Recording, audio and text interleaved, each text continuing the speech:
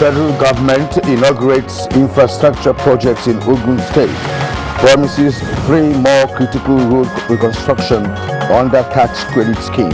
Your support is required to deliver more development projects that will ensure an improved socio-economic development,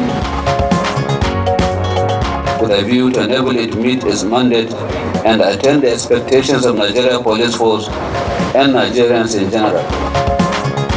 In a boost to crime fighting, President Buhari presents 200 Buffalo trucks to Nigeria Police.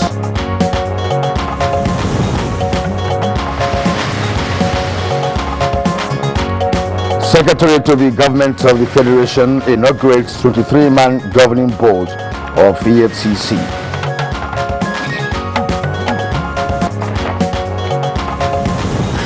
And on Good Morning Nigeria today, we shall discuss January 15th in Nigeria's history.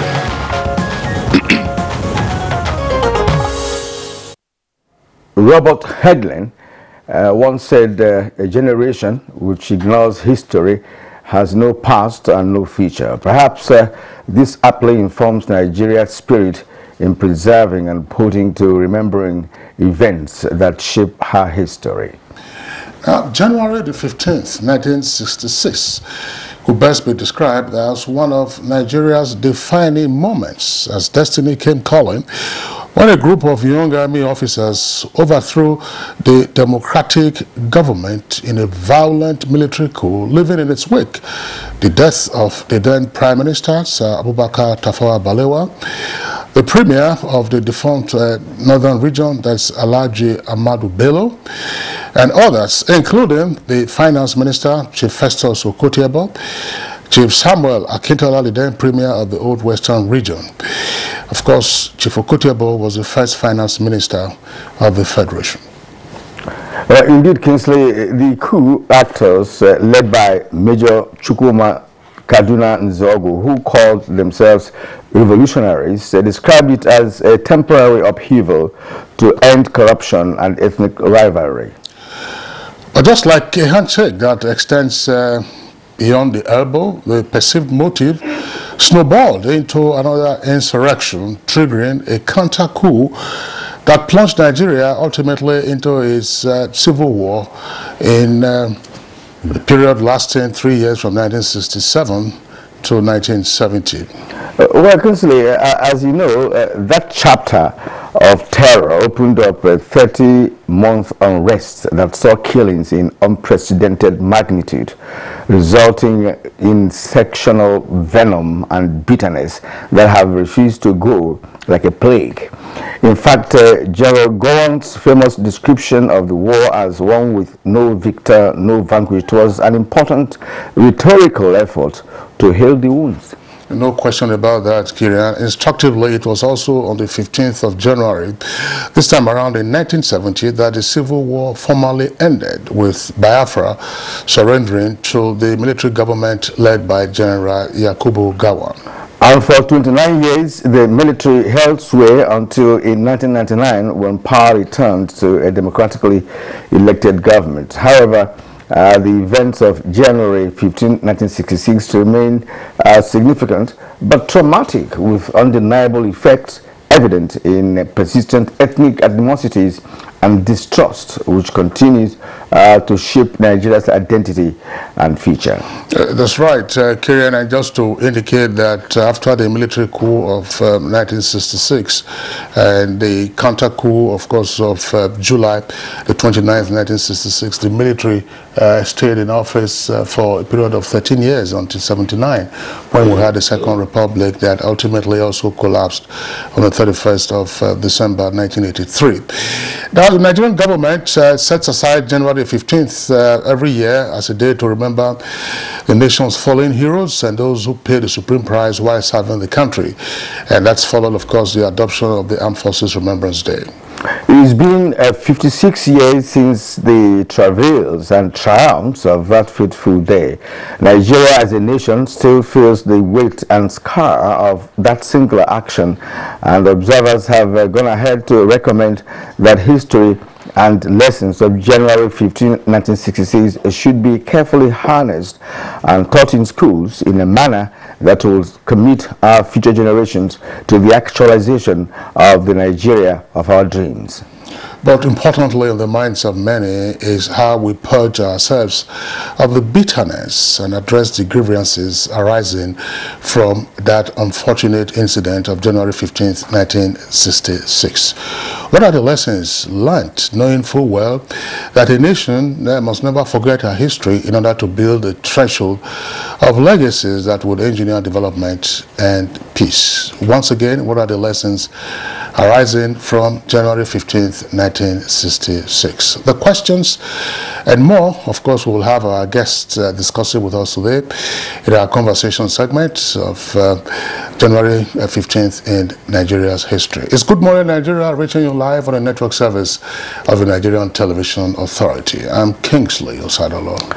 And I'm Kirian Umayo, also welcoming you to this edition of Good Morning Nigeria. And we shall, as always, serve you our complimentary segments in the course of the package. For now, here is Dennis Adegunloye with the morning news. Hello, Dennis. Hello, Kirian. Good morning, and good morning, Kingsley. Good morning, Nigeria. Here is the morning news. Multiple visionary and trail-blazing projects executed under the Isheya development pillars of the Dapo Abiodun administration in Ogun State have been inaugurated. President Muhammadu Buhari, who performed the ceremony, described as impressive the quality and standards of the projects, as well as the innovative ways resources were deployed in their execution. They're not just projects, they're also part of agenda for development and have been deliberately conceived and implemented to also achieve employment generation, poverty reduction. I am proud of what we have done for your state and your people. You have made our great party, the APC, proud of too. And 3 critical road infrastructure projects in Ogun State, the Lagos-Ota Abeokuta, Sango-Ota Idiroko, and Shagamu-Ugijo roads are to be reconstructed by the federal government under the tax credit scheme.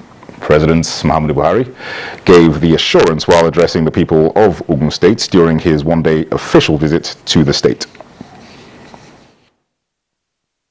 I congratulate the people of Ogun State for having such a focused, deliberate, and inclusive administration under the watch of His Excellency Prince Dapo Abiodun. I enjoin you to continue to support him for the successful implementation of the Building Our Future Together. All these have led to an increased IGR in the year 2021, a COVID year, of about 100 billion naira.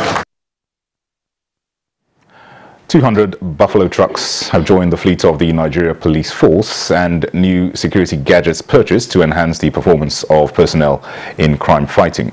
The equipment, procured by the Nigeria Police Trust Fund, was presented to the IGP by President Muhammadu Buhari in Abuja. The administration of President Muhammadu Buhari is adequately poised to give all that is necessary to the Nigerian Police Trust Fund with a view to enable it to meet its mandate and attain the expectations of Nigeria Police Force and Nigerians in general. I call on all Nigerians, corporate bodies, multinational organizations to key into the goals of the Trust Fund to enable it to accomplish its mission. Secretary to the Government of the Federation, Boss Mustafa, has inaugurated a 23-man governing board of the Economic and Financial Crimes Commission, EFCC, with a charge to members to eschew corruption totally, as government will not hesitate to sanction all infractions in the fight against corruption. Evolve ways and means of dealing with the sophistry that criminals have imbibed. It has created a doubt as to the sincerity of people doing business with us. We had 98.54% success rate in court. But with the inauguration of this board, I believe, and the wealth of experience that all of us are bringing to the board, we'll be able to do better. A highly capable and professional bureaucracy is second to none in the development of any country. This was the submission of Vice President Yemi Osinbajo when he delivered a special lecture on strategic leadership, the essential skills, organized by the Office of the Head of the Civil Service of the Federation. So the strategic leader must acknowledge the stark reality that without the private sector, we do not have an economic plan. This must then inform the way the strategic leader thinks, plans, and acts. The leader must recognize that the whole point of the civil service and government agencies must therefore be to facilitate and enable individuals, corporations, and other commercial entities.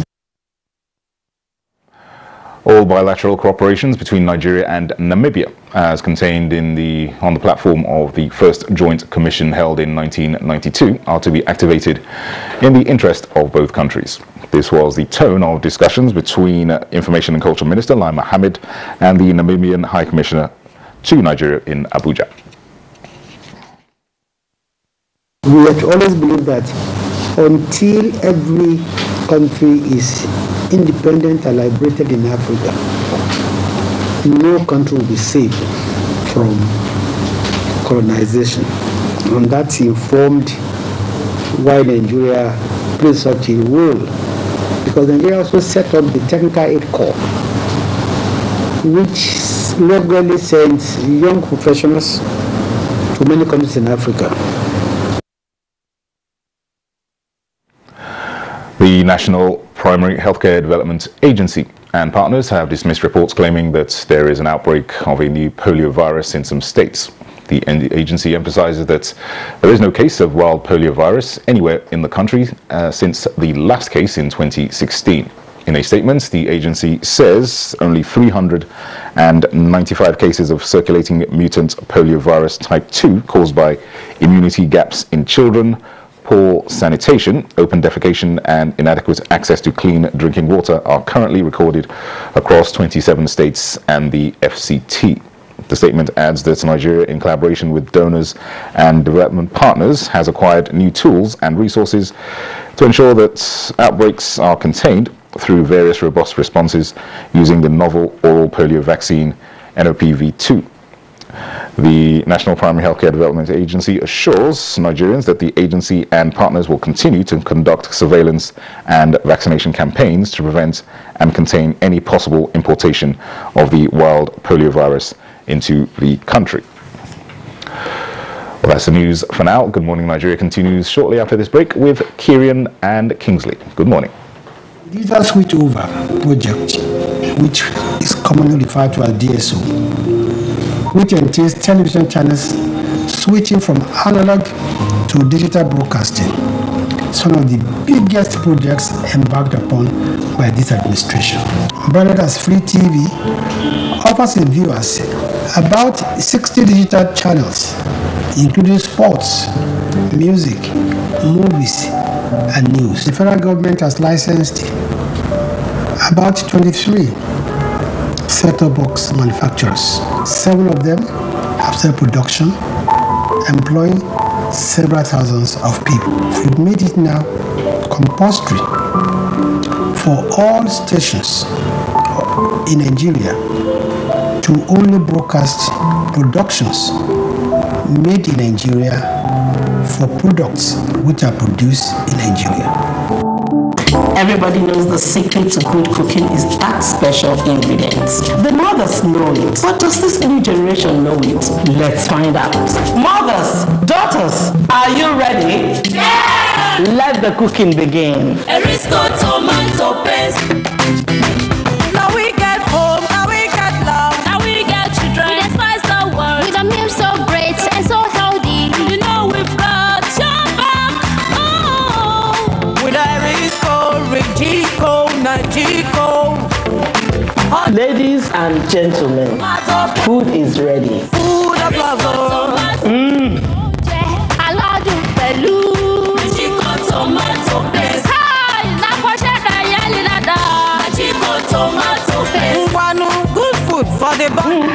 Yum yum for the body. Erisco Rigico and Nagico tomato paste is made by Erisco Foods Limited, feeding Africans with healthy foods. The 2022 Armed Forces Remembrance Day celebration is here again. The Nigeria Armed Forces work tirelessly day and night to give us peace to go about our businesses. Some have paid the supreme price.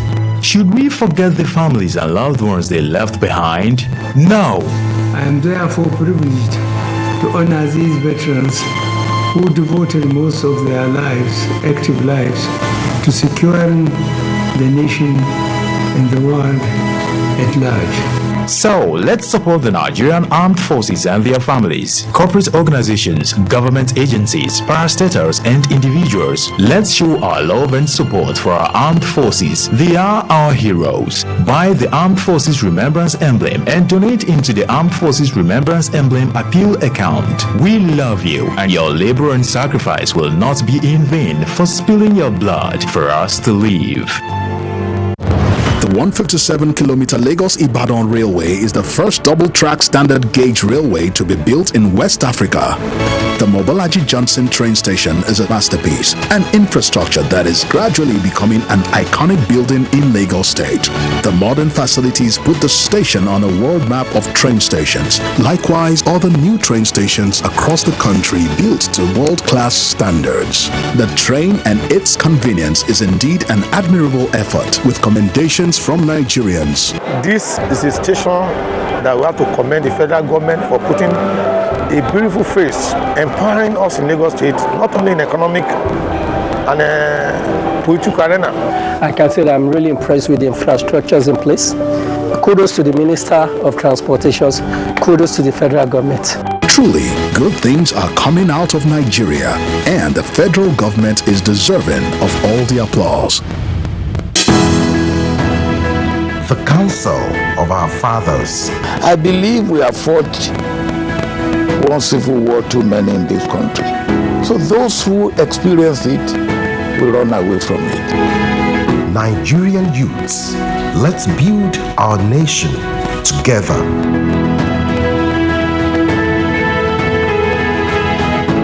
From the heart of the Federal Capital Territory to the ancient city of Kano, from the sprawling rooftops of Ibadan to the bustling markets of Aba and the creeks of the Niger Delta, you really can't beat the reach. Over the years, we have kept going, keeping you informed, educated, and entertained. And how have we survived in the very challenging year? Because of our pillars of support, namely the 3 tiers of government: ministries, departments, and agencies, corporate bodies and advertisers, religious bodies, civil society groups, political parties, and most importantly, you, our esteemed viewers. Together, we made 2021 great. And together, we shall make 2022 greater. Thank you. From all of us here at NTA, your season's greetings and a prosperous new year.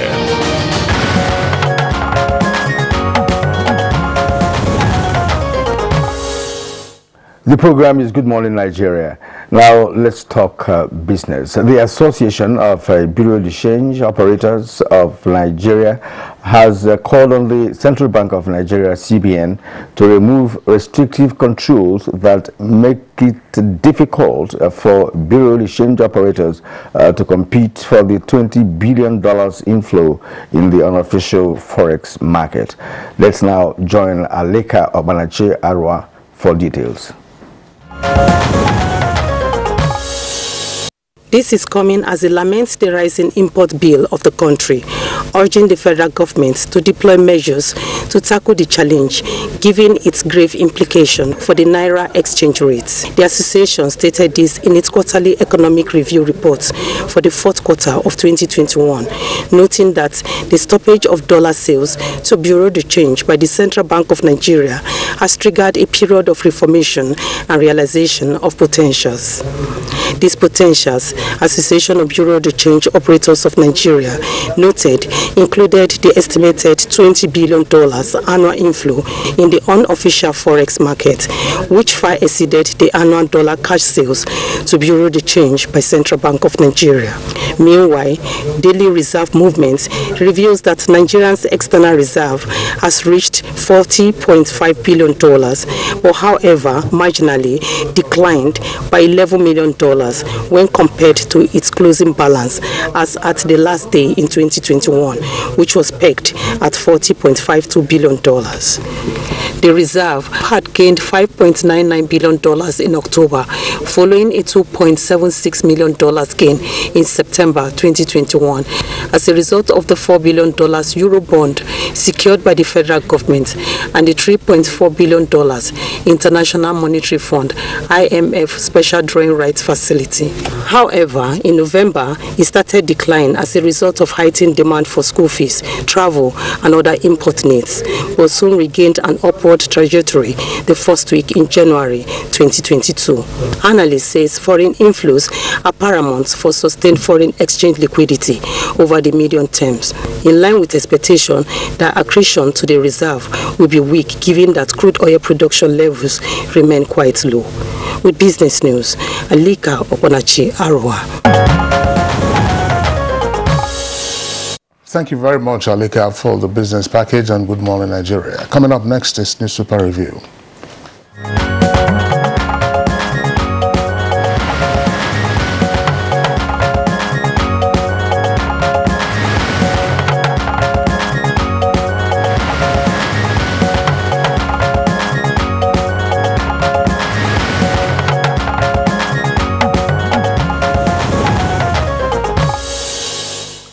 Let's welcome Bayo Toyebi, our newspaper reviewer. Bayo, good morning, and we're glad to have you here again. Thank you, Kieran. Good morning, Kieran. Good morning, Kingsley.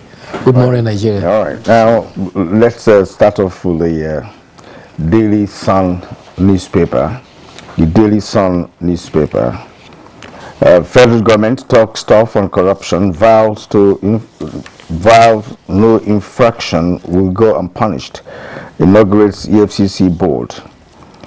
Absence of board not hampering our productivity, according to the chairman of EFCC, Bauer. Page 6 is where you get details of that story. 2023, why I am yet to join presidential race. That's Carlo Umadi declares on ABGA platform, pages 3, 8, and 18.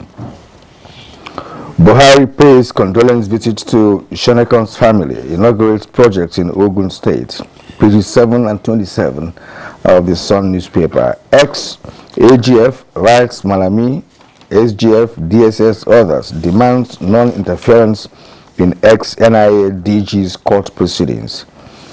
Twitter, US, EU, UK hail return to Nigeria. We are committed to the country, according to micro blogging site. That's on page 4. Now to Leadership newspaper. Leadership newspaper. Convention delay, presidential declarations deepen APC crisis. That's on page 4. PGF-DG accuses Bumi committee of holding members captive. Presidential aspirants are selfish stakeholders. All that on page 4. Now, Igbo presidency won't divide Nigeria, according to Omahe. Technology, not foot soldiers, needed to defeat terrorists. That's from veterans. No outbreak of new polio virus, according to federal government. That's on page 6. Ezekwesili heads Soludo's 80-man transition committee. That's on page 15 of Leadership newspaper. Federal government inaugurates the FCC board 6 years after. Now, score scaled in Bauchi Kwara road crashes. That's on page 8 of the Leadership newspaper. All right, thanks, Kieran. We also take a look at the window page of The Nation, and above the name flag you have the following headlines. Members will pick PDP candidates, says Ayu. And with the rider Dele Momodu to run. That's on page 3. Buhari tasks stakeholders on plateau violence. Twitter restoration, good for businesses. Government plans $500 million investment in technology for youth. Now, below the nameplate, ICPC secures forfeiture of 110.4 million naira traced to teacher. And Buhari at Shonekan's home. You have details of that on page 3. Now, NLNG to boost domestic market gas supply. And Buhari opens strategic projects in Ogun. Well, we have Printer's Devil there saying Buhari opens strategic projects in Ogun. Details of that story you find from the front page with a jump to page 4. This story has a kicker at a double-decker headline, 2023 President. APC and PDP weigh options on zoning. Parties reject claims by aspirants and supporters. Now, according to the APC, the caretaker committee has not discussed or reached a zoning decision. People are just flying what will favor their interest. For the PDP, says, as I speak with you, the PDP has not zoned its 2023 presidential ticket. We are going to make wide consultations with all stakeholders. And also at the foot of the front page, the story that Kieran also read earlier, Soludo picks Ezekwesili, Chidoka, Utomi and others for transition committee. Details on page 28. Mayo. Thank you, Kisley. Let's start with President Muhammadu Buhari's visit yesterday to Ogun State, where he inaugurated 5 projects described as landmark by the Governor Dapo Abiola administration. The projects include 42-kilometer Shagamu interchange, the Abeokuta dual carriageway, now renamed Muhammadu Buhari Expressway, as well as 14-kilometer Ijebu-Ode Expressway. The president acceded to the request of the Ogun State government, assuring that federal roads in Ogun State will begin to receive federal attention. The president, who appeared satisfied, described his host as a performing governor of Nigeria Gateway State and a worthy example of promises made and promises kept. Meanwhile, the president also visited the Ikoyi home of the late Ernest Shoneka to condole the widow and the family of the head of defunct interim national government. President, who encouraged the widow, also wrote in the condolence register, his love and commitment to the peace and unity of the country are worthy of emulation. May his soul rest in peace. Governor Dapo Abiodun, who accompanied the president, said despite a very busy day, the president was determined to visit the Shoneka family. He was accompanied also by the Lagos State Governor and the Governor of Yobe State. The National Primary Healthcare Development Agency says there is no outbreak of new wild polio virus in Nigeria. The executive director, Dr. Faisal Shaibu, says that there is no reported case of wild polio since 2016 in Nigeria. He clarified that there are presently 395 cases of mutant polio type 2 across 27 states and the Federal Capital Territory. And he says Nigeria and Africa are certified free from wild polio since 2020. Meanwhile, the mutant polio type 2 he says it was caused by immunity gaps, and the agency is determined to follow up with a robust outbreak response to take care of that. Policing in the country also yesterday received boost when 7.5 billion worth of vehicles, protective equipment and medical equipment were presented to the Nigerian police force. The 200 Buffalo trucks, bulletproof vests, as well as protective helmets, including medical equipment, were acquired through the Nigerian Police Trust Fund. The Minister of Police Affairs, Muhammadu Dinjadi, presented them to the Inspector General of Police, Usman Baba, on behalf of President Muhammadu Buhari. Meanwhile, the police in the Federal Capital Territory has arrested one Patrick Ode for forcefully entering the apartment of a lady at Orozu and raping her at gunpoint. The man was said to have forcefully taken the lady away to his apartment to continue the crime. He threatened to kill the lady if he ever told anybody, but the courageous lady took courage and reported to the police.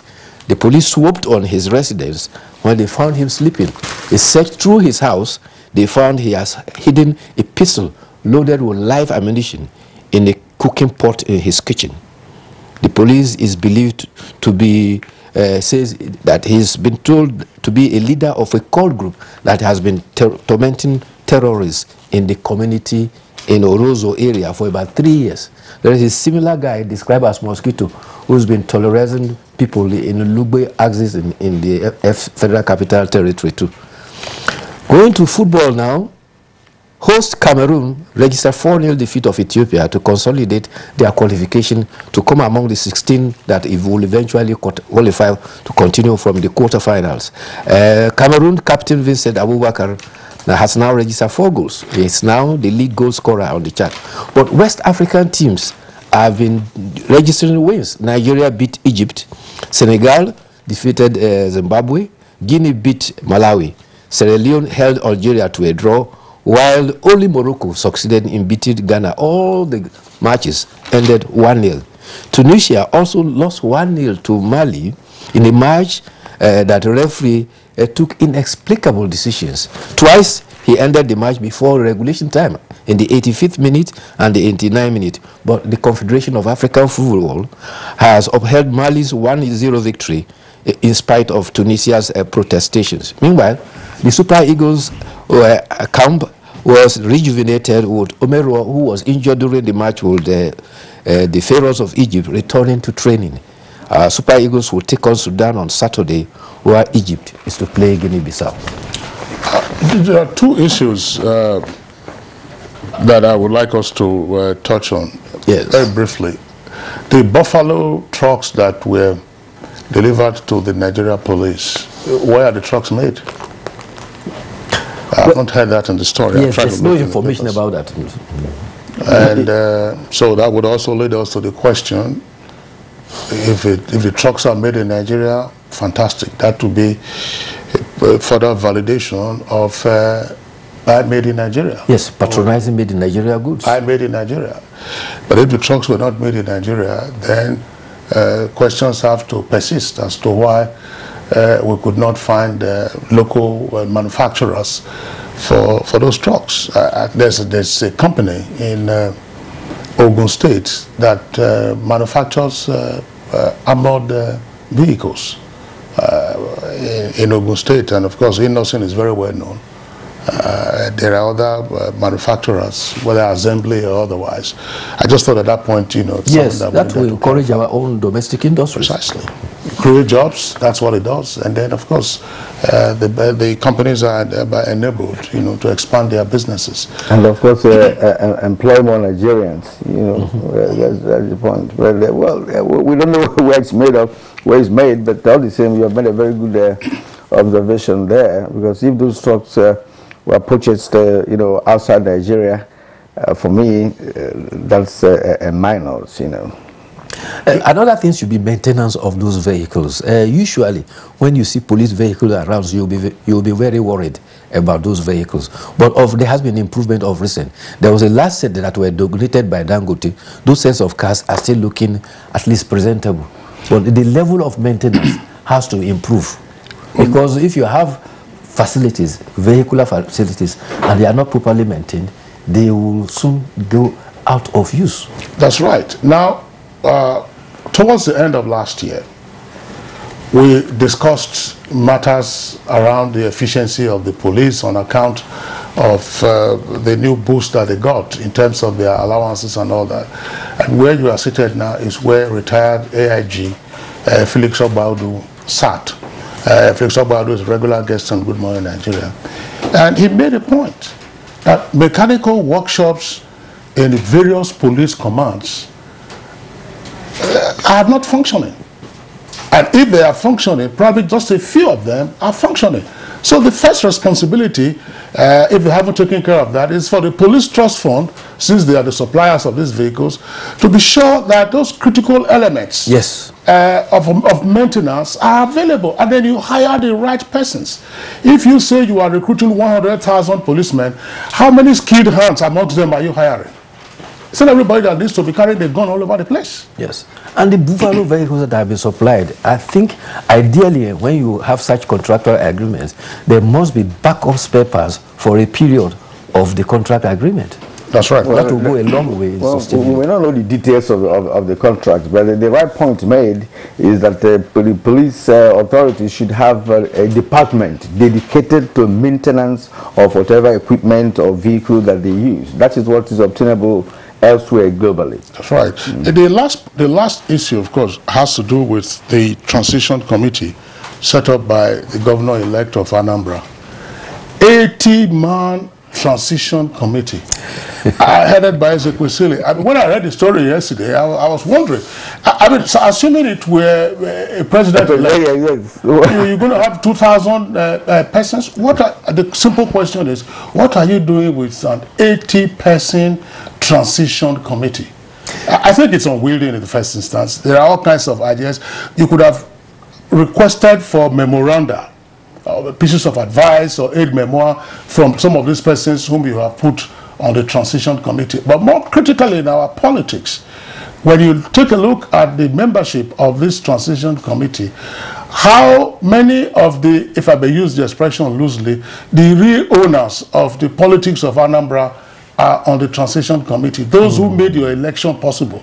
So the transition committee can design the program and plans for you, and so on and so forth. So when you get into office, that's when the real owners who enabled your election, Mr. Governor, this is what we want to. Well, but I think he may have expanded. He may have expanded the transition, not just the handover from Obiano to him, and maybe he made provision for ministries, parastatals, and all of that. Persons that could assist in transition for those departments, right? For him to perhaps appreciate and understand those establishments before he starts running the government.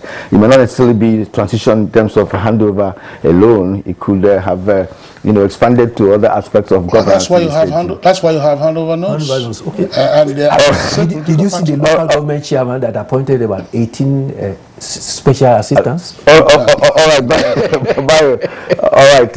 Time is not on our side at this point. So thank you again for being here this morning. Thank you. We hope to see you again on Monday when we reassemble for another edition of Good Morning Nigeria. For now, let's take a short break. We'll be back with the main conversation point that we have for today. The Nigerian aviation sector is rapidly growing with the construction of new international airport terminals in several regions of the country. The new Murtala Mohammed International Airport has an estimated passenger increase of 30 million annually and 15 million for Nnamdi Azikiwe International Airport, Abuja. Malam Aminu Kano International Airport is also expected to open new frontiers for the region with more travel capacity for the annual Hajj, while the new Akanu Ibiam International Airport, Enugu, avails more business opportunities connecting the industrial cities in the region to the world. These new terminals beat world-class standards with enabling infrastructure that aid air travel, tourism, and the eventual growth of the country's GDP. Open up commerce and of course link us to international societies. People from international community will come here to do business, and then that will bring in more revenue to the state. Now, distances can be seamlessly covered as Nigeria keeps raising its bar to suit global infrastructure standards. The center is purposely established in order to provide these services that are examinations, medical examinations and investigations that were not provided for in Kano as well as the entire Northwest region.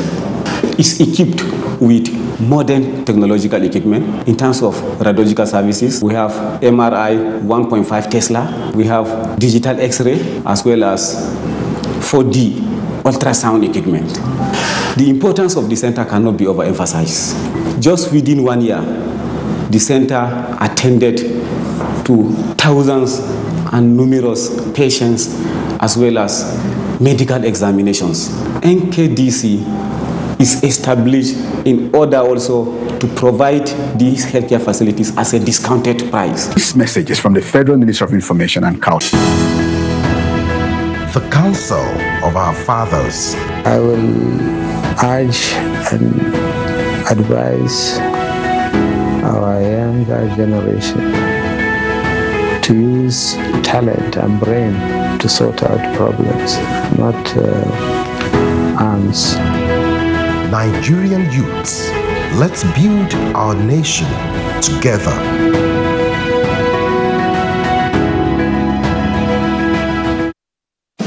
Arise, O Nigerians! Let's applaud the courage of Flight Lieutenant Abayomi Dairo, aka the Aggressor, for his skillful and dogged escape from the bloodthirsty bandits in the forest of Zamfara State. 3 hearty cheers also to all military and security personnel who are tirelessly protecting fellow Nigerians from insurgency and banditry while maintaining peace and order.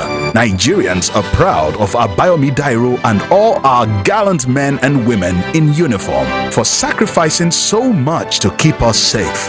We admire your courage and we say thank you. God bless the armed forces. God bless Nigeria. This message is from the Federal Ministry of Information and Culture.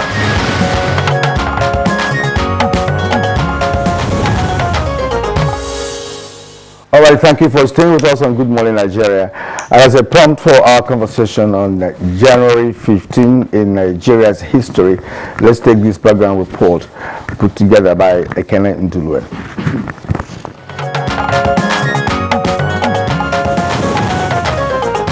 January 15 is a date that is pregnant with meaning in the history of Nigeria.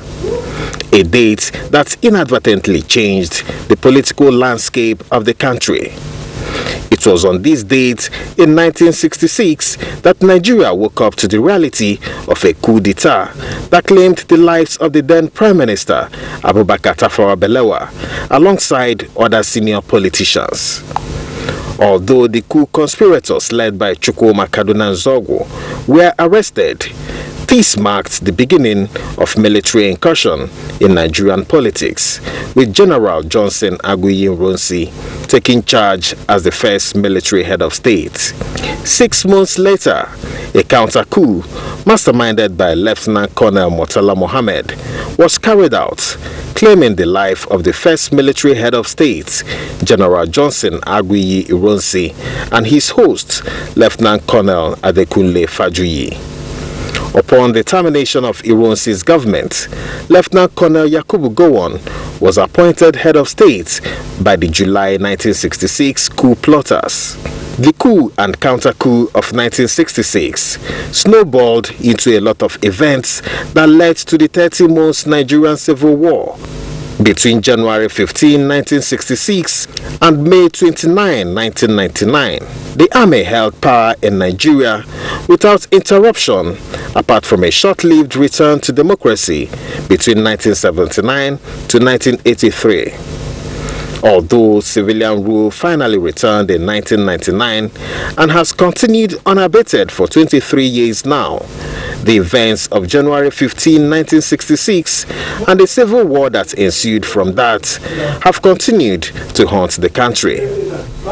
The deep division along ethnic sentiments today is seen as a remote product of the coup and counter-coup of 1966, while the 27 years of military rule has been described by many as a major setback to Nigeria's journey towards growth and development. Coincidentally, the 30-month civil war that was fought between the federal and Biafran troops between 1967 to 1970 ended on the 15th of January, giving the day another significance in Nigeria's calendar. To honor the veterans of that war and those that paid the supreme sacrifice, the Commonwealth of Nations adopted 15th January as Armed Forces Remembrance Day in commemoration of the conclusion of the Nigerian Civil War that sought to tear apart the unity of Nigeria. On this episode of Good Morning Nigeria, guests will be speaking on issues around January 15 and how it has shaped Nigeria's history.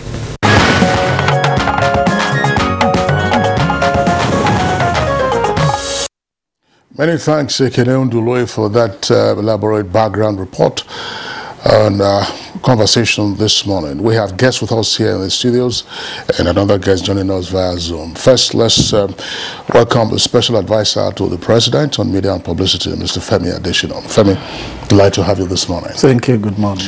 Also here with us in the studios is the Managing Director of the Nigerian Film Corporation, Dr. Chidi Amadwekwe. Dr. Amadwekwe, we are glad to have you with us. It's my pleasure. Thank you. Kieran? And also part of the panel this morning is Dr. Menasara Kogo Omar, international analyst on democracy and nation building.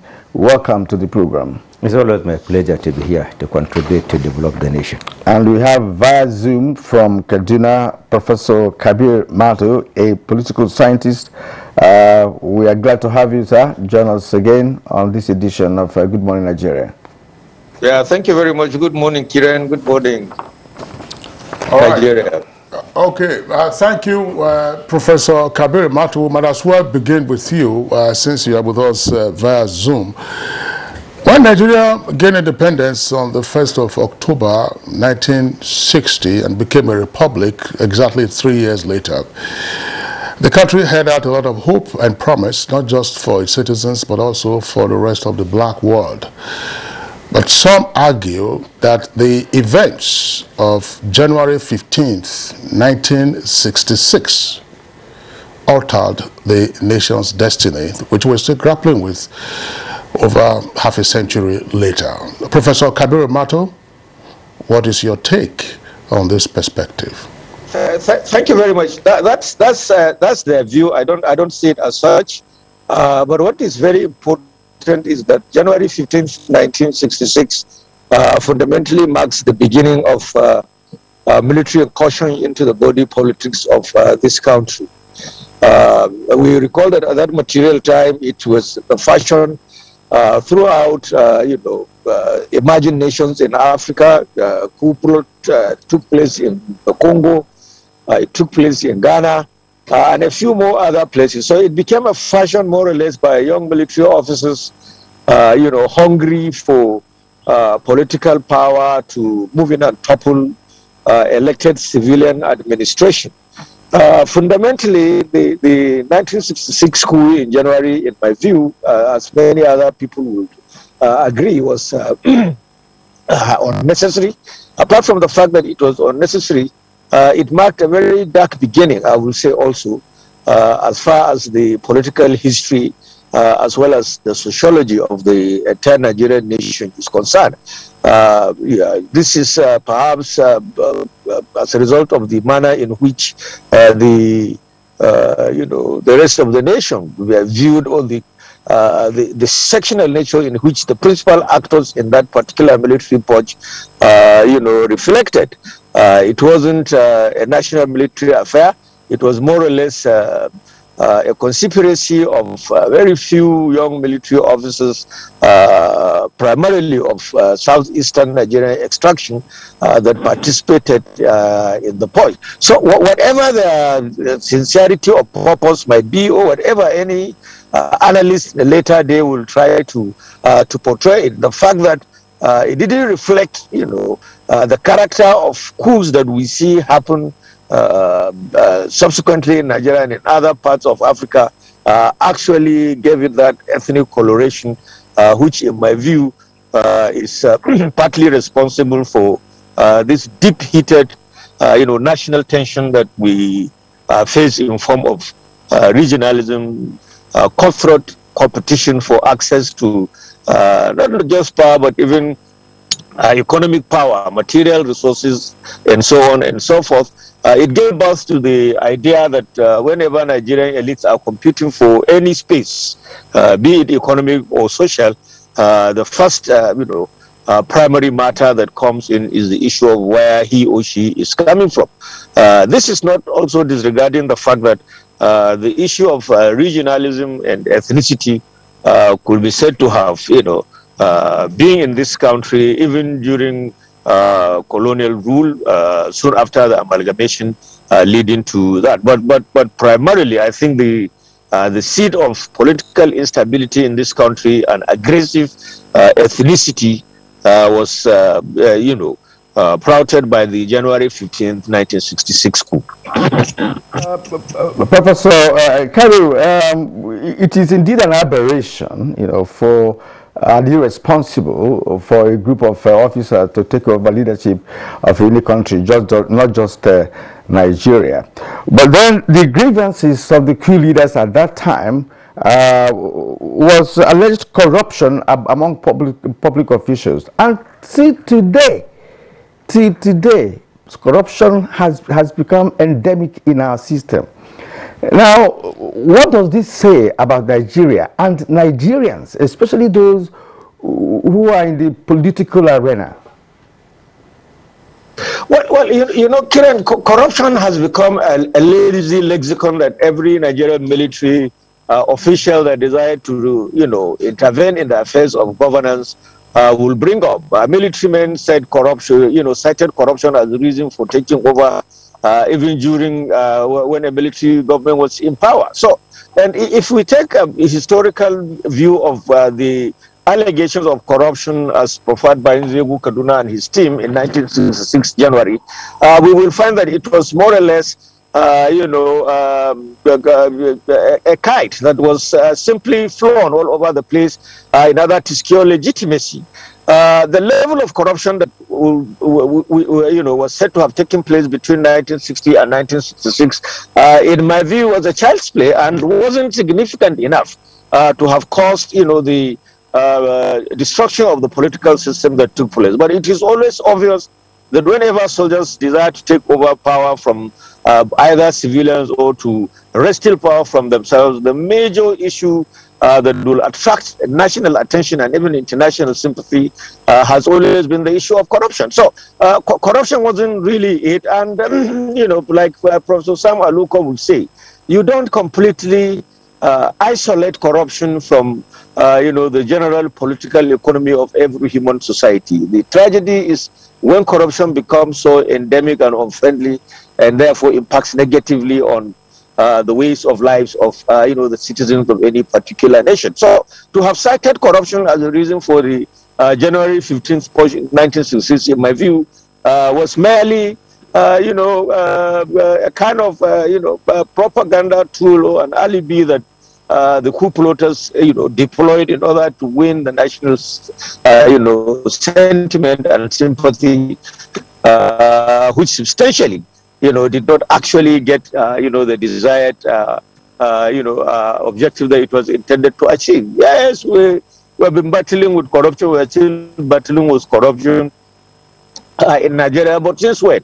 The gargantuan nature of corruption that, you know, taking place, especially at the beginning of the civil administration in 1999, you know, would have also provided for that. But we know clearly that it's out of fashion. The globe does not accept it. And Nigeria being a leader in Africa and the black race, the black world generally, cannot afford to, you know, play the part of, you know, Guinea, or play the part of, you know, Mali, or so corruption, like I said, has always been an alibi that coupists have presented forward in order to try to win local, national, and international sentiments whenever, you know, they try to satisfy their selfish desires of taking over power from either legitimately elected government or wrestling power from their colleagues in the military.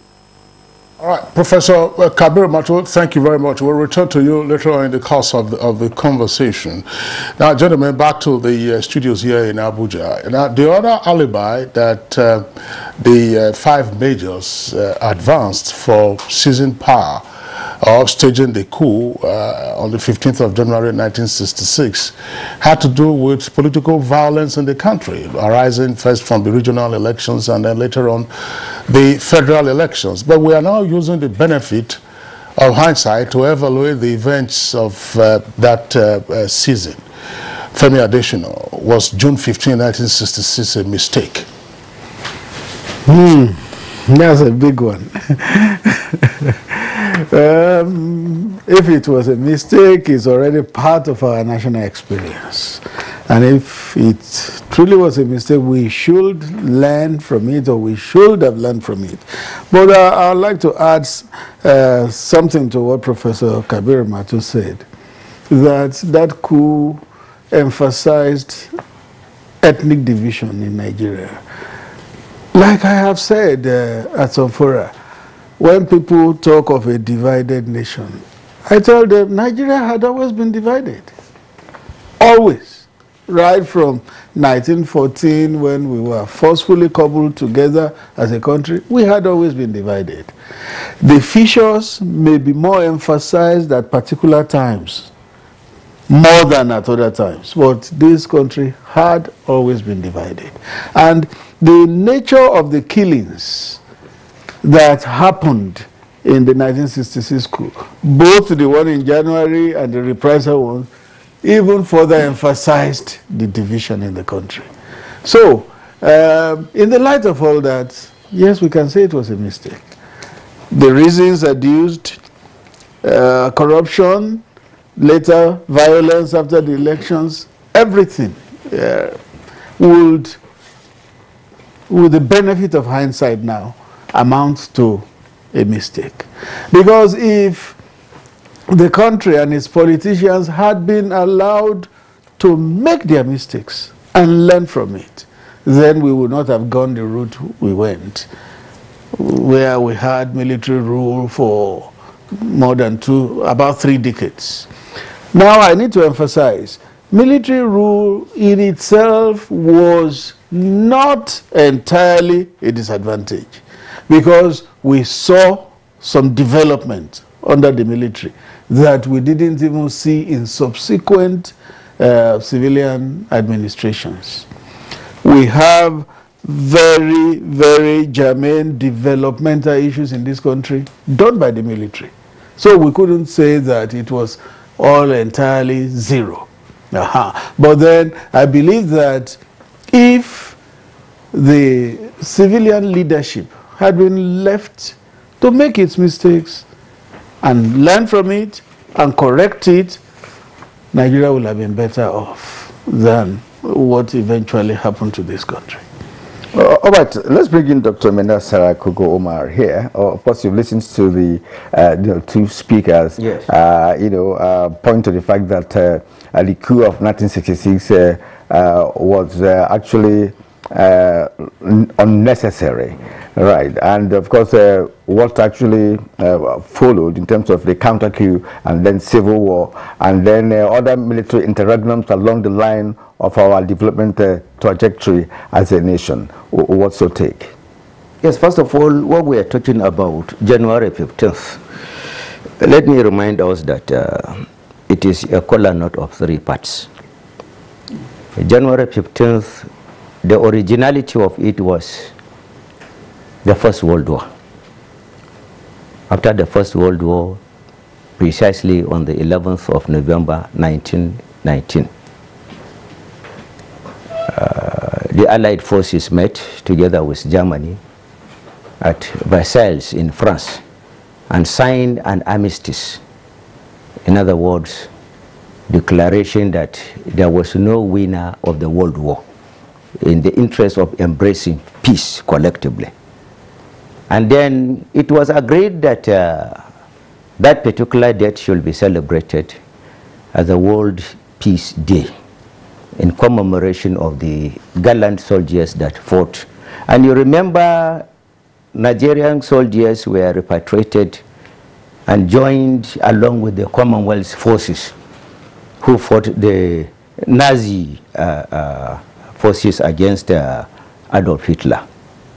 The same thing with the Second World War. We kept celebrating.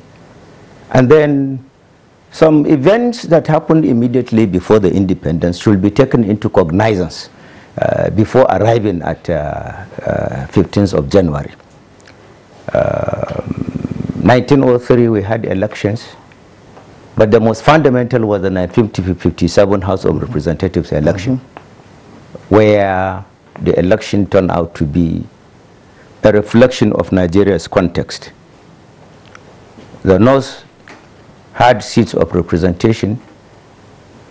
The Southwest was the most educated, and the entrepreneurial and the one that got most exposed diplomatically and business-wise globally, the Southeast. So because of the population advantage, the North got majority of the seats. And then it appears that it will be difficult for only one section to produce leadership for the nation.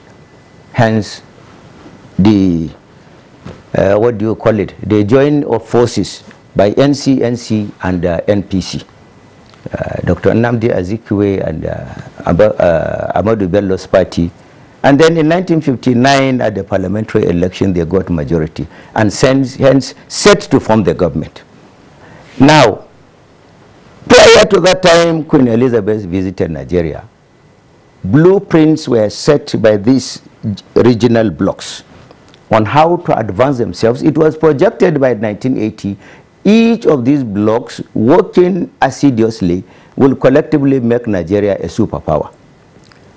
Now, based on the ingredients of agricultural production, commerce, and international trade, nobody envisaged that we would be able to get petroleum or any other thing.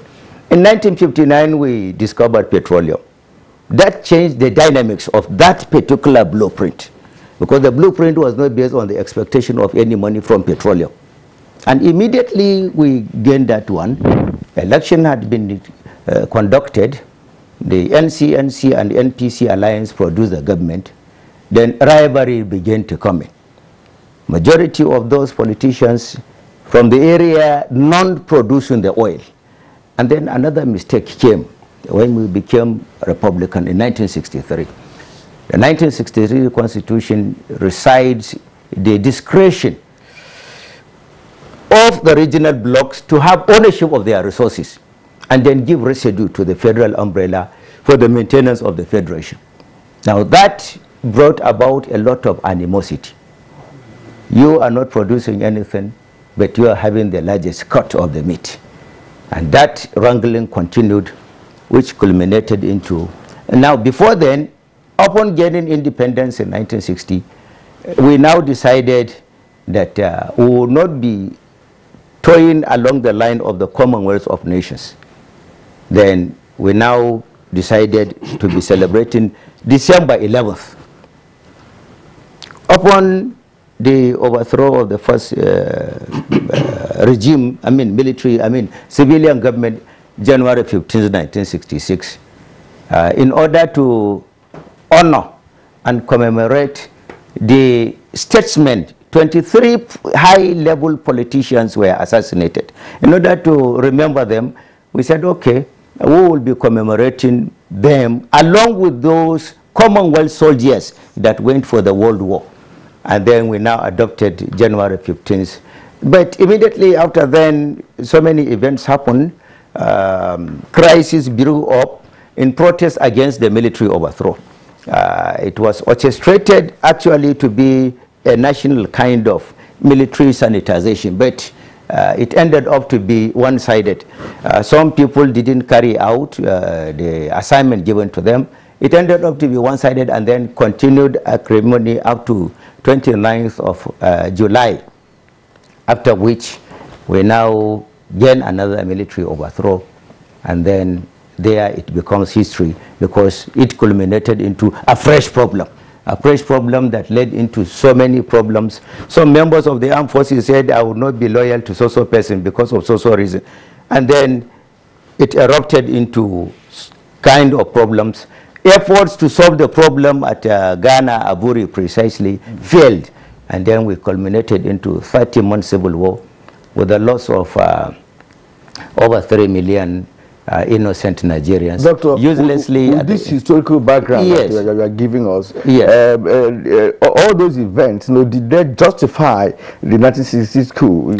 It was not justified because constitutionally speaking, whenever you take any power extra democratically, it is treasonable, and there is no justification whatsoever to give in that context, because we had constituted authorities. There was lack of legitimacy on the side of the coup plotters to even initiate it in the first place. The responsibility of the military is safeguarding the territorial integrity as per Cap 20 of the Military Act, Armed Forces Act. And when you take the Constitution, sections 217 and 218, it's vividly clear that their responsibility is to protect the national integrity, territorial integrity, or when called upon, when there is declaration of war, Anything within the confines of the country is exclusively under sections 214 to 216 and 153 KLM of the Constitution is within the confines of the Nigerian police, not the military. The military will only get involved if they are called upon to come and sanitize. So it's not their responsibility to sanitize corruption, to sanitize political whatever. It is not their responsibility. All right, thank you very much, Dr. Menasera. Just before we bring in Dr. Chidi Amadwekwe, I think that it's important for the benefit of our viewers to try to streamline some of the points you raised. Crude oil, was it a factor in Nigeria's political economy before January the 15th? You seem to argue that the discovery of crude oil in commercial quantity at Oloibiri sparked off ultimately concerns arising from the provisions in the 1963 Constitution. I'm sure constitutional experts would argue against the point that you are making. The Germans had prospected for crude oil in the 1930s, and it wasn't until the 1950s that crude oil, as I said, was found in commercial quantity in the country. So that's one point that I thought we needed to clarify. I'm sure that everybody seemed to recognize the other points that you raised, but our focus today has to do with the events of January 15. We know that there were causative factors that occasioned the January 15th, 1966. Dr. Chidi Amadwekwe, I put the same question to you that I asked earlier of the other guests. Yeah, was January 15th a mistake? It was a big mistake. It was an abysmal failure to governance because we really had no reason to be so patriotic and then decide to eliminate, men who by all standard you can regard as being pious, like the first Prime Minister and the Premier of Northern Nigeria, not talk about all other military officers that were failed on that day. So we cannot justify it because it has held us down, and previous speakers had eloquently described why it was a misnomer. And benchmarking Nigeria with other similar cultural milieu like India, socio-political milieu like India, you can see today India is a far more successful country than Nigeria. So it was a mistake, assuming that the politicians were allowed to keep grappling with whatever may have been their challenges. I am sure that internal mechanisms of politics will have been deployed to leapfrog us to meet up with the blueprint that has stated that by the year 1980, Nigeria will have been a superpower. But having said that, I am thinking that the incursion of the military into politics brought about, because what they set out to prevent or solve as a problem, divisiveness in the country or corruption, you can see had grown leaps and bounds ever since the military came into play. They couldn't solve it. So they created more problem in those areas. We became more divisive, and then we became more corrupt. And even by way of the kind of constitution that they tried to leave behind, he tried to draw in the discovery of oil as part of the problem that had made the country, abysmally corrupt. Yes, because when you came up with a constitution that said all that you find as mineral wealth belongs to the central government at that time, it didn't give the region a sense of contributing to the national coffer as a federation. Consolidating such resources at the center meant that the center became more corrupt than they were before the January 15, 1966. But what should concern us is that what is being done? How are we trying to come out of that loop? What lessons have we learned in order to be a more united, a stronger country?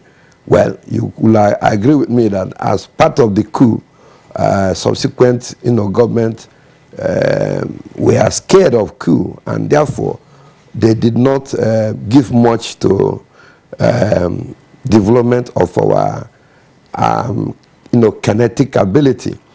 And that we have paid dearly when the issue of Boko Haram came. It only took President Muhammad Buhari, who has made it a major government policy of developing multiple platforms for our armed forces. Before now, it wasn't fashionable anymore during the past military regimes and government to make sure that our armed forces are well equipped, because every government was afraid that a well-equipped military could mean encouragement into another kind of coup. And yes, we were faced with that gruesome, abysmal, effect of January 15, 1996. But again, what have we done to take off from there to be more united? I guess that Rwanda, we keep talking about, equally had similar killing, field. But they moved from that and became more united. We have not been able to do that. And that seems to be dragging us. I think the only honor we can give to those lives lost is to see whether we can move from where we were to where we are supposed to be, or to justify. Well, we can't justify the reason the life here lost, but if the coup plotter said Nigeria was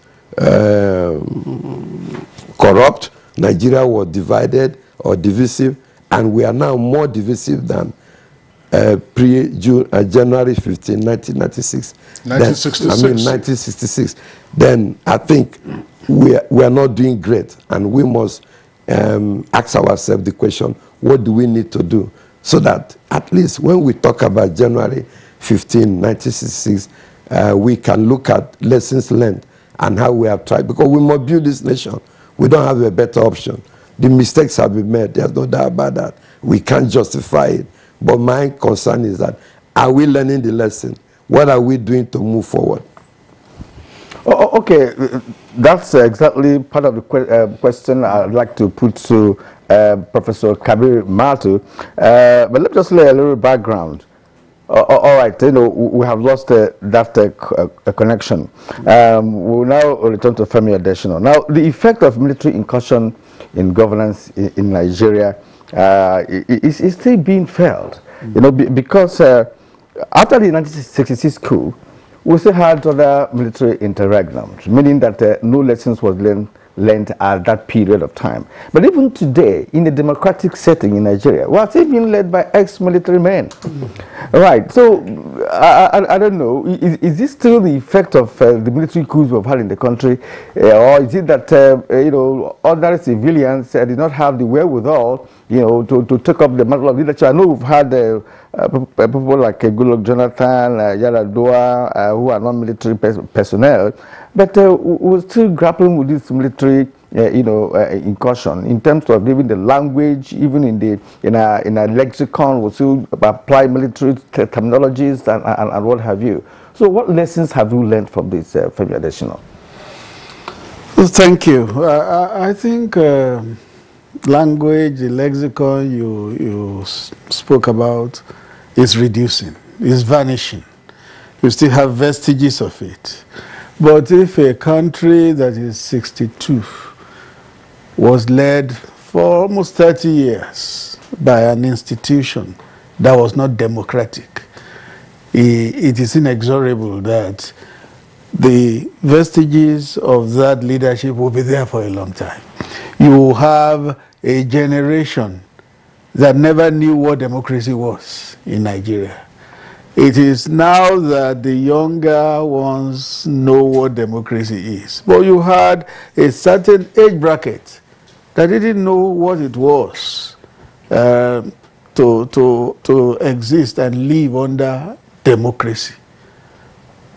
Even we that are well past middle age now, for a long time we didn't know. By the time the first coup happened, we were too young. So we didn't experience that democracy between 1960 and 66 when the first coup happened. And that was going to last for another 30 years. So people of my generation had that thing, that effect on their psyche, that we didn't experience democracy. When we did between 79 and 83, it didn't last long. But now we have had 22 going 23 unbroken democracy. So there has been a purging and a reordering of our psyche, so to speak. We now know what democracy is, we appreciate it, and it's not likely that we will ever encourage or accept any other thing than democracy in our country. Let me also mention the fact, like Dr. Chidia said, 2 reasons the military gave for coming in 66, corruption and violence in our elections, are still with us. Well, violence to a lesser degree, but recall the 1983 elections, particularly very, very violent. And it was part of why we had that takeover again in December 83. Then see the 2007 elections, possibly the worst in our history, is there. So, elections are getting better. But the reasons given in 66 still remain with Nigeria 30 years after. That means we must continue to learn all the lessons and correct them as we go forward as a country. Well, thank you very much, Mr. Femi Adesina. I want to bring in again Dr. Menasara Umar. Dr. Menasara Umar, some persons will also make the argument that the kind of tension that Nigeria's Fourth Republic has witnessed since 1999, at least it's in the first few years of the Fourth Republic, those tensions were over and above what occurred in the First Republic before the events now catastrophic in hindsight of January 15th, 1966. Some have in that context argued that yes, the military class itself has learned some lessons, that he got his fingers burnt in the process of stepping into the political arena, and that the political class must be enabled to make its mistakes and learn from its mistakes. Well, first of all, it is not from learning any lesson that the military decided to allow democracy to strike, but it is based on the general global wind. Generally, globally, people are against military regimes. You can see what is going on currently in Sudan and other places. In the 60s and 70s, it was more or less a fashion to have military regimes. Military, they have one, or rather some characteristic advantages over the civilians. You cannot take it away, they are the most cohesive when it comes to issue of determination of any matter. They have this principle of esprit de corps, which a politician can go ahead to humiliate his fellow politician to any level. He is seeing it as he will do it with gallery. But a military man will never expose his own brother. They have that esprit de corps. They have sense of national cohesion, patriotism, discipline, more than the civilians. When they set rules, they are prepared to work by the rules. But politicians, a politician interest is just to win election, exploit whatever he can wish out of the election, perpetuate himself, and then strategize against the next election. And that is the reason why we are, all these problems we are having in the country, people mistake politicians for leaders. There's a sharp difference between a politician and a leader. A politician is somebody who is interested in going into the train to get what he wants, either politically or whatever. He can use instrumentality of telling lies, he can use instrumentality of rigging, he can use instrumentality of whatever to get the ultimate of what he wants. But a leader is a statesman. A leader can be found whether in the military or in the civilian context. A leader is somebody that believes in the interests and aspirations of his people. He is ashamed to do anything repugnant to the expectations of an average man in his own community. A leader will be afraid to tell lies. A leader cannot go into stealing. A leader will always want to build legacy of good name, good legacies of certain things he has achieved for the society. He wants to be a mirror, a model for the society to keep reflecting upon in the next 50 years, 100 years, 200 years, over generations. But a politician is not concerned. Once he's finished his tenure, whosoever will come under him is not his business. Whosoever will come under him will only be his business if he is interested in entrenching, setting up some people that will come and cover up what he did for him. You know, Dr. Menesara, yes, that's one point you raised, and I would like you to further clarify that. You're talking about cohesiveness in the military class when it is time for decision making. But our national experience after January 15th, 1966 also showed a rupture of that esprit de corps that is very vital to the armed forces, at least in recent decades, that the system would appear to have stabilized. Dr. Chidera made the point, and I think Femi also stressed that part of what we saw in our country was, unfortunately, an unwillingness to provide armament and good training to the armed forces. We saw the Air Force wings were clipped after the attempt of 1985 to overthrow Babangida, who was in office at the time.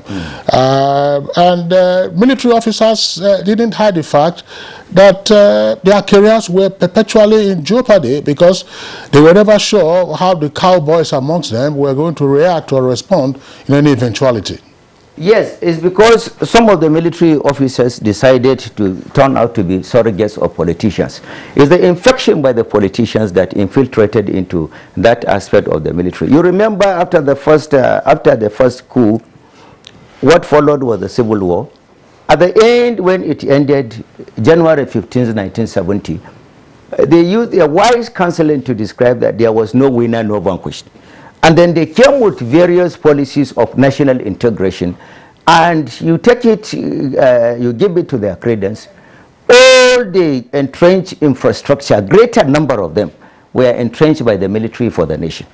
And apart from that, the military came, greater number of the politicians that the military were trying to hand over to kept accusing one another, giving the military men the excuses to keep coming periodically. So it is the credit I would say I would give to the civilians now for even keeping the democratic space up to this length period of time. And then greater number of, for example, take the government of President Muhammadu Buhari. More than any other government in Nigeria's history, it has given out money for raising up the working conditions as well as purchase of equipment, arms and ammunition for the military. But unfortunately, the civilians are the ones to manage it, not the military men. The civilians are the ones to manage it. So where you see failure to really bring about equipments and other things, the kind of money we have voted out for the upgrade of the military is really colossal. But we're still grappling with the problems of insecurity. Nobody even knows when it will end, to such an extent that we have drafted the military into the civil crisis arena, which is supposed to be within the control of the police. And that in itself is eroding the degree of the confidence the people are having in the military, and is eroding the professionalism aspect of the military. The military are to come when it reaches its highest height. And certain fundamental things that are supposed to be done, for example, issue of the number of the armed forces we are having. The totality of the military and the police are not up to 1 million in Nigeria. For a country of 210 million Nigerians, what magic can they perform when over half of this number are there securing the VIPs? Another half there are securing the strategic institutions of government and multinational corporations. So secondly, the weaponry aspect is another thing. When you look at, for example, the type of weapons that were used during the Civil War, especially by the Biafran soldiers. When you have a look at, what do you call it? Is it Umuahia Abakaliki Museum, War Museum there? Umuahia War Museum. When you look at the nature, the type, the sophistication, the quantum of the kind of military equipment the Biafran soldiers were having, Imagine as of that time, that particular type, compare it with the technological advancement of today, and then you see, supposing such type of problems, God forbid, will come up again, it will be difficult for the Nigerian military to really quell, because we have succeeded in not continuously upbreasting the quantum, the quality, and the quantity of the arms and ammunitions and the equipments we are needing for them to succeed. You have to get them superior weaponry over these bandits for them to succeed in crushing them. And in the time when we are having even a digital age of knowing so many things, the military, how many of them are being sponsored to go into all these international trainings and the rest? And we need to really turn our attention to those people that sacrifice their lives for us to even be celebrating January 15th. Immediately after the war, we said no winner, no vanquished. Agreed, so many of them were reintegrated back into the army. Kudos to Chief Olusegun Obasanjo, then the general. He was the one that brought them before General Gowon as the head of state, and they were given state pardon and reintegrated. But since then, what efforts have been made to really appreciate and recognize their gallantry? So many of them ended up like that without any recognition, and the rest. So many of them lost their lives. So many of them they ended up in a very sorry career. There are some of them actually that got recognized, but the recognition was more political than professionalism. For example, somebody like General T.Y. Danjuma, let General Hassan Usman Katsina, let General Murtala Mohammed, General Ibrahim Babangida, Olusegun Obasanjo himself. These people really fought gallantly, but I expected by now the nation should appreciate them, different from the political space. For example, the National Defense College, for example, the Nigerian Defense Academy, for example, the Nigerian Army Corps College, for example, the Eagle Square. Some of these places should be named after them for sacrificing their lives towards national unity, national integration, national cohesion. General Gowon in particular. Yes. Dr. Benassa, good analysis, you have made there, Gentlemen, I think what should even concern us mainly is the unity of this country. Laid emphasis on 1966 coup, which we all agreed is an aberration, is uncalled for, and what have you. But also they raised a very pertinent issues and points, which are still hurting us today. So Nigeria has successfully remained a vibrant nation, really, since independence. Yes. But political, religious, socio-economic, and cultural challenges still pose a huge problem. How can this be addressed? I'd like to bring in Dr. Chedia here, so that he can also make his own, a contribution. How do we now deal with some of those points that the coup plotters raised, which are still hurting us, getting to more than 50 years after? Sincerity of purpose. And what I sincerely mean by that is that as government, before this administration, agencies of government have been created with a view to solving this problem that could lead to inclusiveness. Because part of the challenge that was very critical was a sense of not being inclusive, not being part of the national agenda. That was part of the reason that made them struck in January 15. And you must give it to Murtala Mohammed, who was General Murtala, who was a critical partner or component of those things that happened then. He came up with the issue of federal character principle, and it was enshrined. It's been enshrined in our constitution as a way of using it as principle of directive principle of government to create inclusiveness in our governance. To what extent are we using that very principle that is in constitution to create an environment whereby we all have a sense of belonging? So long as we create these agencies, we don't ensure that they are functioning optimally. They are there. So we are not living true to the spirit that led to the unpatriotic. They said they were patriotic, but I want to think they were unpatriotic by striking and creating the mayhem that they created.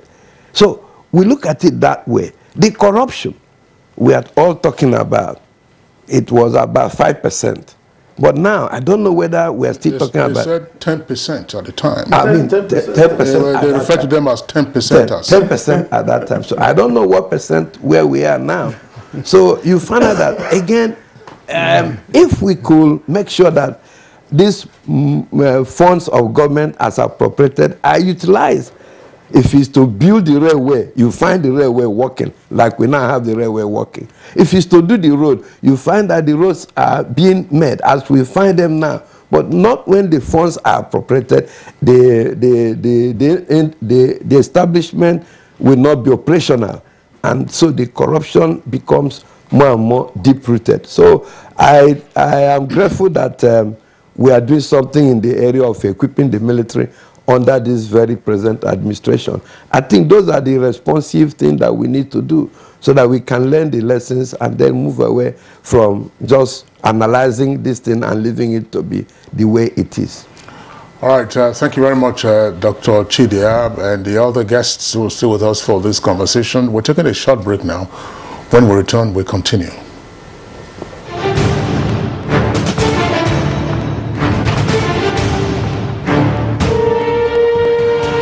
Finally, the hero of Nigeria's democracy has arrived. He shall usher us into a new phase of development, peace, and prosperity. He is the father of the new Nigeria, His Excellency President Muhammadu Buhari, GCFR. Welcome to another season of giving Nigerians hope yet again. We are sure of a great future for both ourselves and generations yet unborn. We look forward to your leading us as a nation into our manifest destiny. Though the challenges against us as a people are many, we know that your leadership shall set us on the right path to our greatness. A new dawn beckons on us all, and having you as our president is a precursor to this. Thank you for believing in Nigeria. This message is from the Nigerian Television Authority, NTA. Since coming into office in 2015, the Buhari administration has recorded unprecedented achievements in all sectors, especially in the provision of infrastructure, which is the key to economic growth. Never in the history of this country has any administration done so much with so little. I recall that when this administration came into office, the price of crude oil, which provides for 80% of Nigeria's budgetary revenues and 95% of foreign exchange earning, dropped drastically, thus reducing the amount of resources available to the federal government. In spite of this, the administration has continued apace with massive infrastructure developments. This message is from the Federal Ministry of Information and Culture.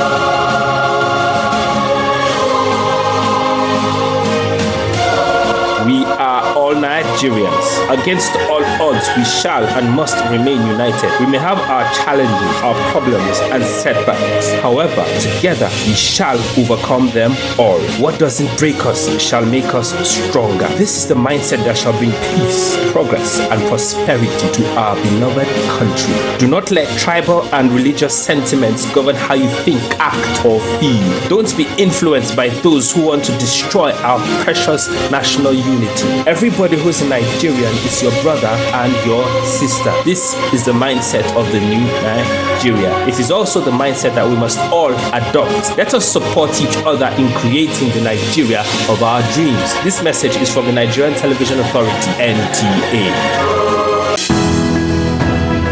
The Council of Our Fathers. My advice to these young people is please do not take us back to those harrowing days. You probably do not know what it is. Nigerian youths, let's build our nation together.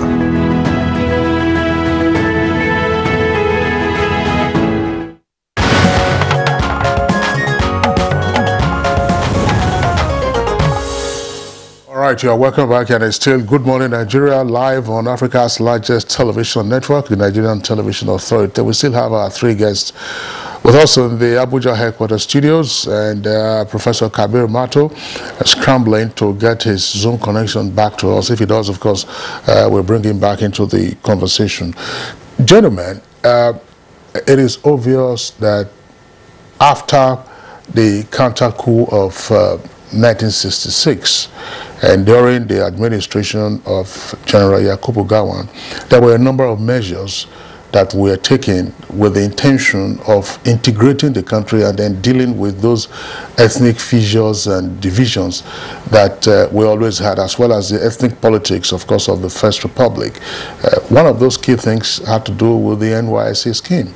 And then we then saw in the 1979 Constitution the inclusion of the federal character principle. Again, Dr. Chidia already spoke about this. But it appears that our national narrative still has the baggage of the memory, if you like, of January 15, 1966. And some persons would argue that that memory is one that is laden with unforgiveness. That is to say, look, why did you do this to us? Dr. Menasara, if that is so, how can we retrace our steps to that act and then get real collective national penance, that's to say forgiveness, about what was a catastrophic and unnecessary event of January 15, 1966, with the killings that occurred in a sectional manner? Well, a fish gets rotten from the head. We have to get evolution of leadership that knows leaders that knows the definition of leadership, first of all. When you have leaders that do not know the definition of leadership, leadership does not mean acquisition of power. You have to look at leadership from the definition of leadership not as a business, but leadership as trust. And then you should get people that know the difference between letters in the Constitution or letters in the law and the practice of those letters. You should get people that believe that institutions should have spirits.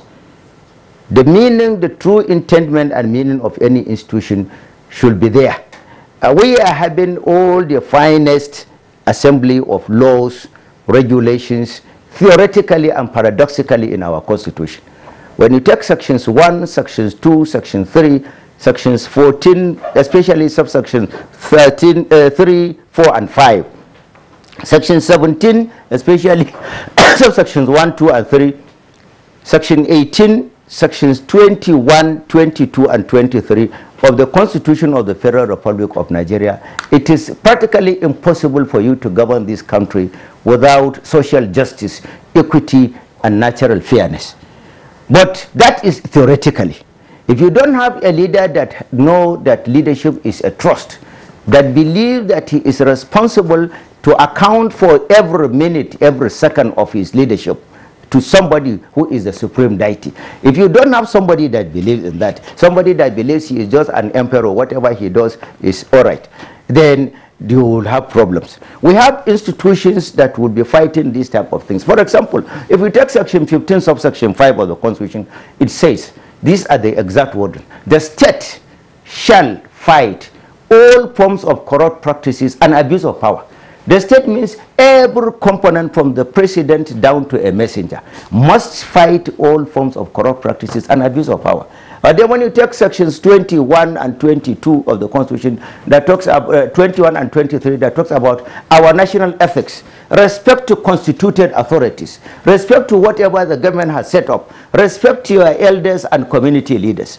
It is when we have this type of reflection, and then when we have leaders that take the entirety of the country as their constituency, bearing in mind that every part of the country, whether it's in the north, in the east, in the west, in the south, every component of Nigeria, the fact that you have sworn with the Constitution of the Federal Republic of Nigeria that you will do justice to all manners of people within the Federation, then you have the onerous burden of trust to ensure that you treat everyone in fairness, in equity, in justice, and in the interest of the collective development of the Federation of Nigeria.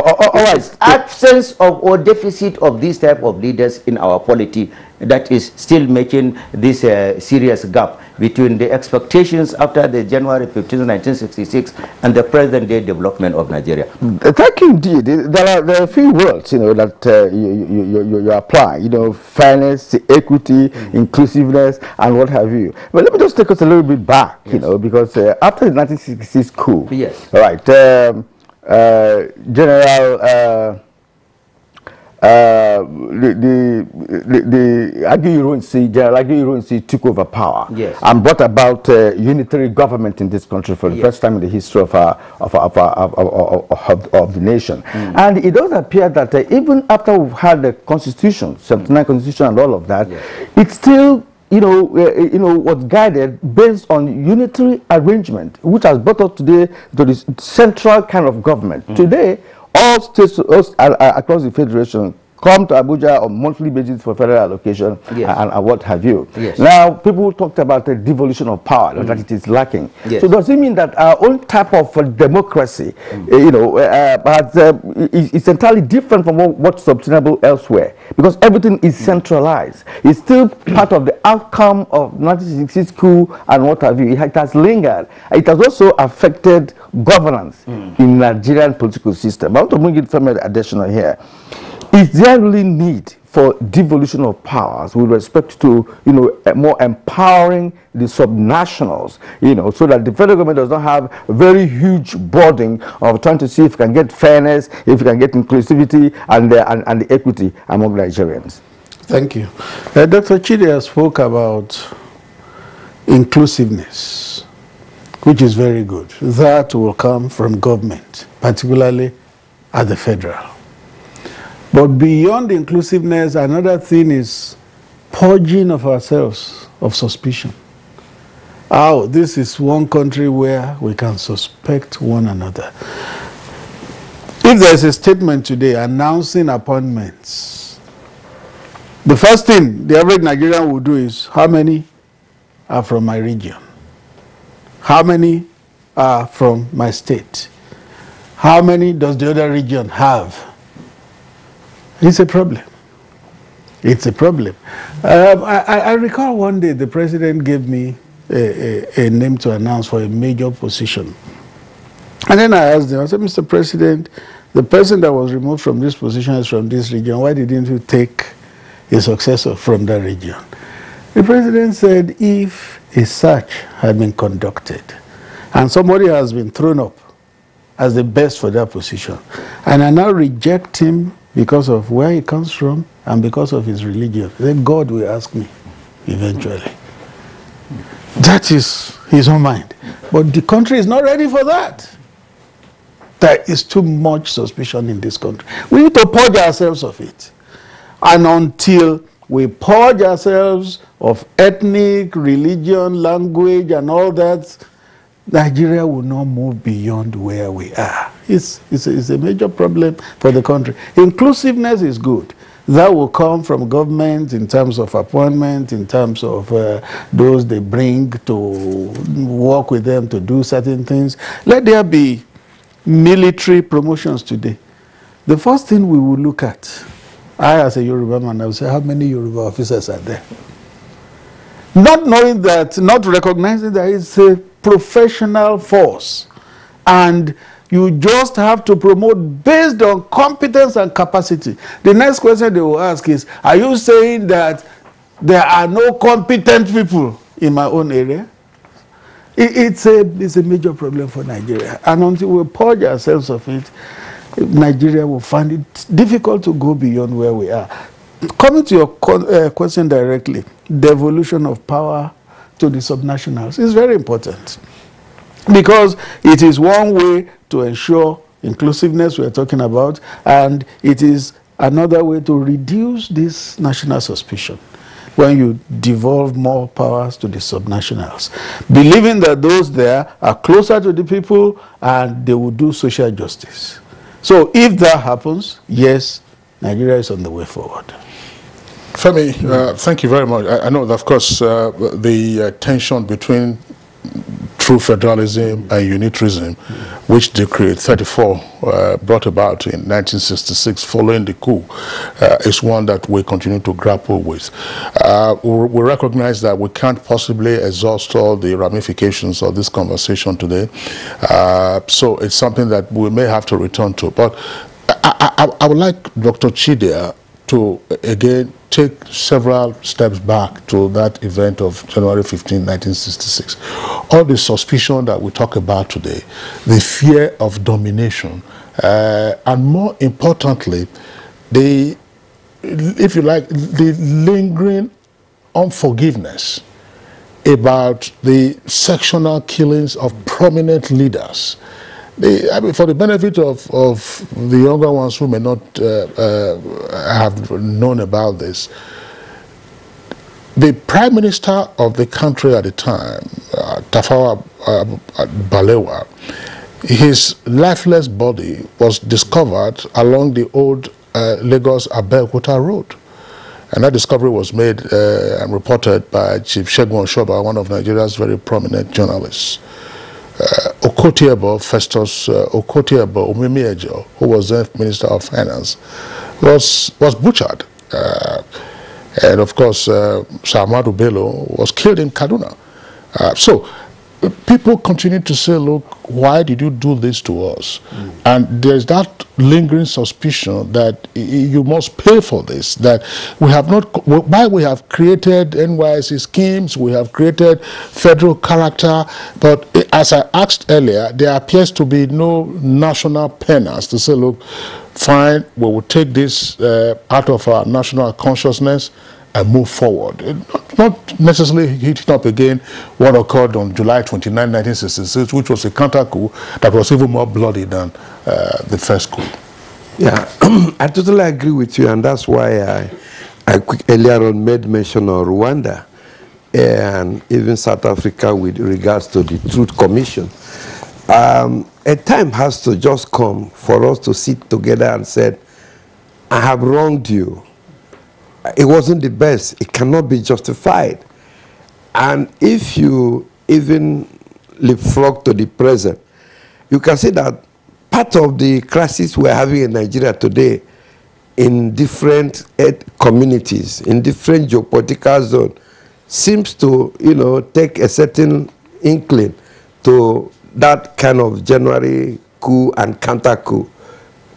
A useless coup occurred in January 15.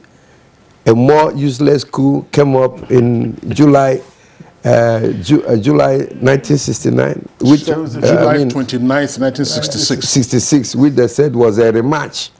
It became bloodier. Then the next thing, mob, came up, over 30,000 people slaughtered, and then the rest is the civil war.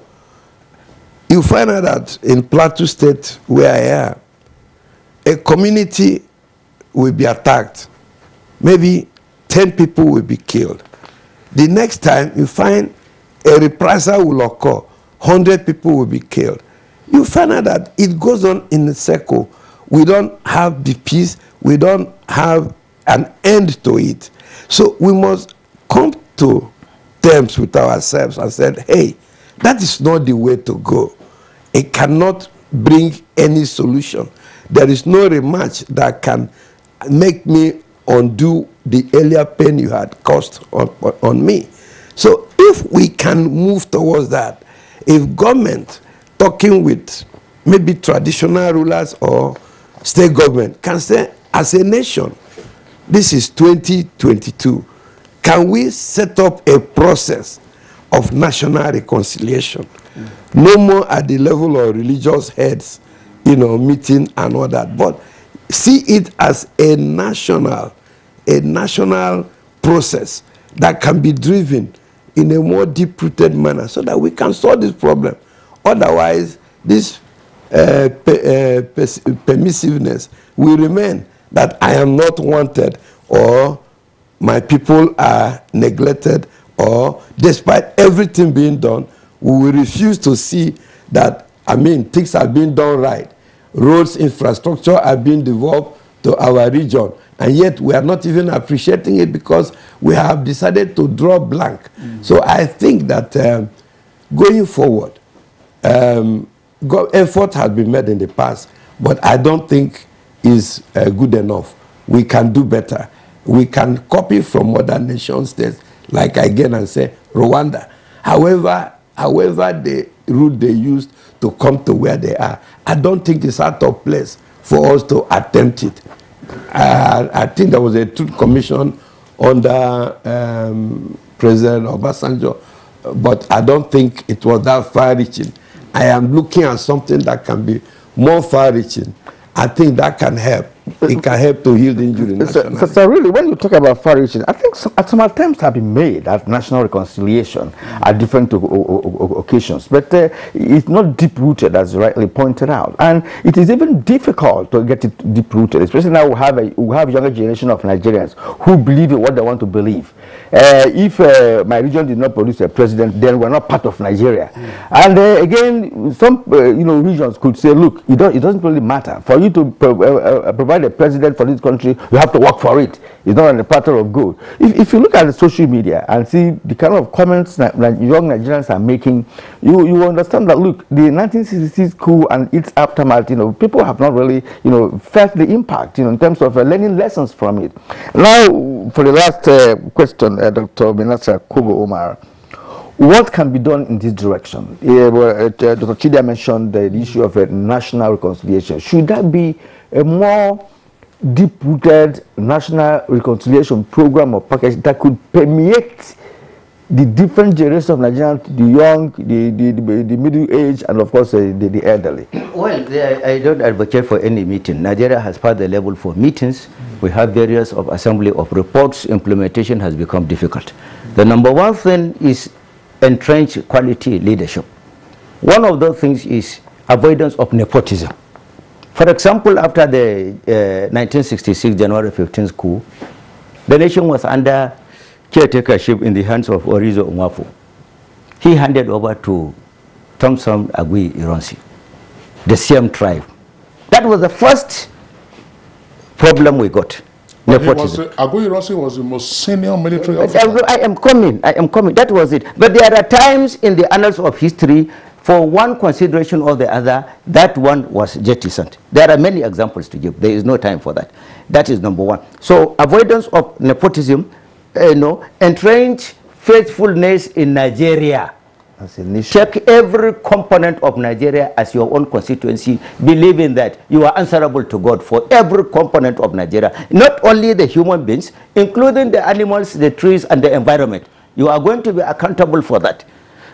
Number three, fairness and general spread of developmental things. For example, during the Shehu Shagari days, there was this federal housing authorities, housing schemes, Shehu Shagari housing schemes in all the nooks and corners of the federation.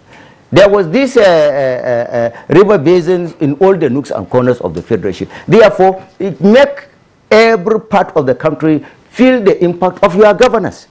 For example, any money, instead of giving those states, for example, bailout funds and Paris refund money, go and entrench uniform developmental projects and programs in all the nooks and corners of the federation. So quality leadership at the national level, entrenchment of nationalism and nation over and above any paramodial consideration. That is the deficit. When we build it up, then we'll get Nigeria fixed correctly. Justice is the word. All right.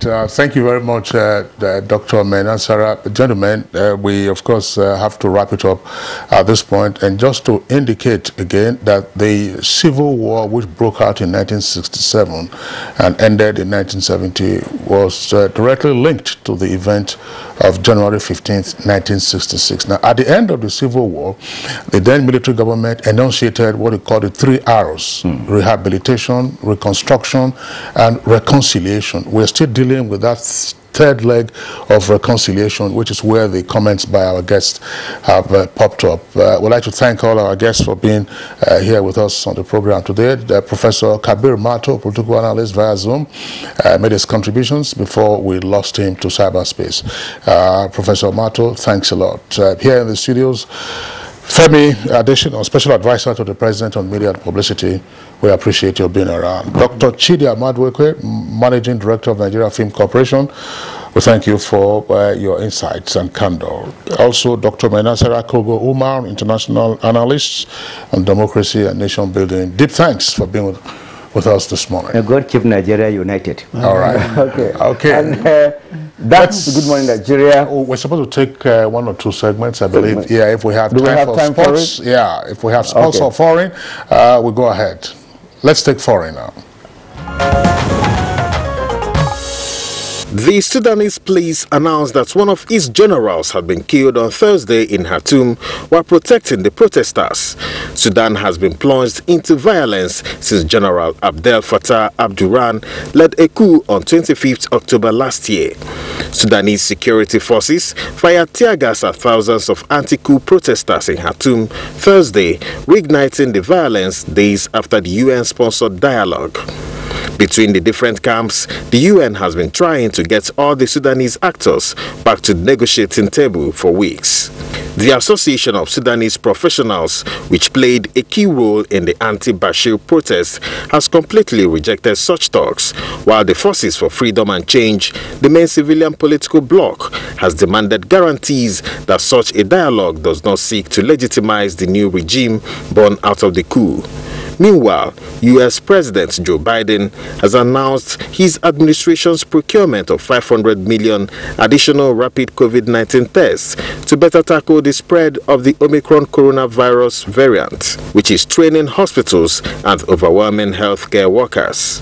In Europe, France will no longer require proof of an essential reason for travelers from the United Kingdom, and it will lift a requirement to self-isolate upon arrival. The decision comes as French teachers launched a strike over the government's chaotic virus strategy for schools, and the Senate approved a controversial vaccine pass to access public places. Well, and that's Good Morning Nigeria for today. We thank you for watching. We'll see you again on Monday with a fresh edition of the Good Morning Show. My name is Kieran Umar. Have a great weekend. And I'm Kingsley Osadolo. Do enjoy your weekend too.